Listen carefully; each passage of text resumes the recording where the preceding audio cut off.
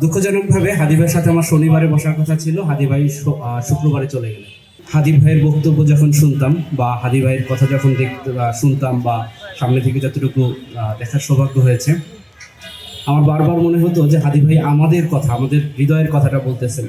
তো হাদি ভাইয়ের এই স্বতঃস্ফূর্ত কথা বলার যে একটা পারদর্শিতা, এই ব্যাপারটা আমাকে খুব টাচ করতো যে আমিও তো এই একই মানসিকতা বা একই বিশ্বাস ধারণ করি।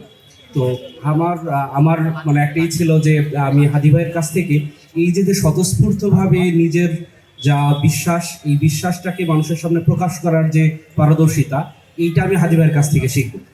তো আমি হাদি ভাইয়ের সাথে 3 দিন কথা বললাম হোয়াটসঅ্যাপে যে ভাই আমি একটু আপনার সাথে বসবো, এই ব্যাপারে একটু কথা বলবো। দুঃখজনকভাবে হাদি ভাইয়ের সাথে আমার শনিবারে বসার কথা ছিল, হাদি ভাই শুক্রবারে চলে গেলেন। এই যে অপূর্ণতাটা, এইটা আমি কোনোভাবে আমার মনে হয় যে বাকি জীবনে আমি যত ভালো কথাই বলি, যত পারদর্শিতাই আমার তৈরি হোক, এই অপূর্ণতা আমার কখনোই যাবে না। তো আমার এখনো মাঝে মাঝে মনে হয় যে মানে হাদি ভাই যে নাই, এটা আমার মাঝে মাঝে আমার কেন যেন হঠাৎ করে যখন মনে হয় হাদি ভাই নাই, আমার একটু কেমন যেন লাগে।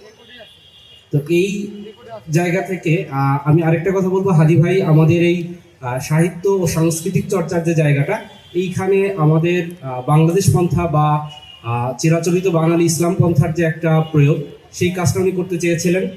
আমি মানে গত 100 বছরে যে আন্দোলনগুলো নিয়ে একটু ঘাটাঘাটির সুযোগ হয়েছে, আমি খেয়াল করেছি যে আন্দোলনগুলো নিয়ে যত বেশি সাহিত্য ও সংস্কৃতির চর্চা হয়, সে আন্দোলন তত দিন পর্যন্ত মানুষ স্মরণে রাখে। তো হাদি ভাইয়ের এই চর্চাটা বা এই বিশ্বাসটা, এই স্পিরিটটাকে আমরা ধারণ করব এবং সর্বোপরি একটাই দাবি থাকবে, হাদি ভাইয়ের ন্যায় বিচারটা, হাদি ভাই হত্যার ন্যায় বিচারটা যেন আমরা পাই। ধন্যবাদ।